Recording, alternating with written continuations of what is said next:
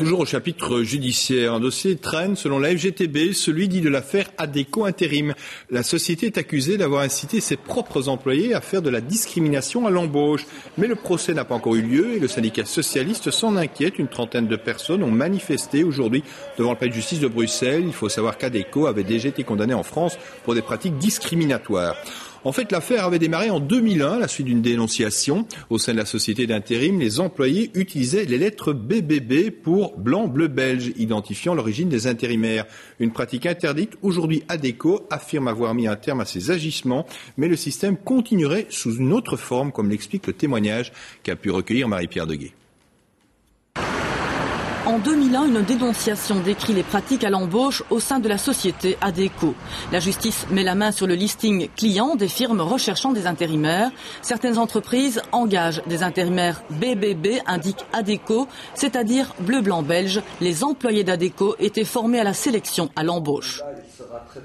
La couleur, marocain, africain, roumain, on devait tout dire. C'était Adecco était très complet dans ce cadre. Mais c'était vraiment discriminatoire. Accusée de pratiques discriminatoires, la société d'intérim se défend. Seuls quelques employés d'Adecco recrutaient de cette façon. Ils utilisaient le terme BBB en disant, par exemple, j'ai un employé potentiel, c'est un BBB, il est parfait. C'est ce type d'information-là qui était fournie. Mais ce n'est jamais été une consigne qui a été sollicitée du côté du conseil d'administration et donc des représentants d'Adecco. Pourtant, selon certains témoins, le système continue.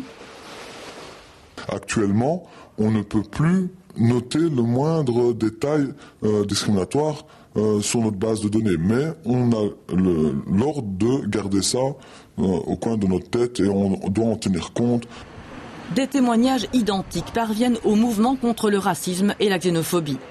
Ils ont changé sur la forme, donnant le sentiment que puisqu'ils ont changé sur la forme, il n'y avait plus de discrimination à l'embauche. Alors que c'est complètement faux, eu égard aux témoignages qui nous parviennent au MRAX. Le 30 juin prochain, on saura si Adecco devra s'expliquer devant le tribunal correctionnel.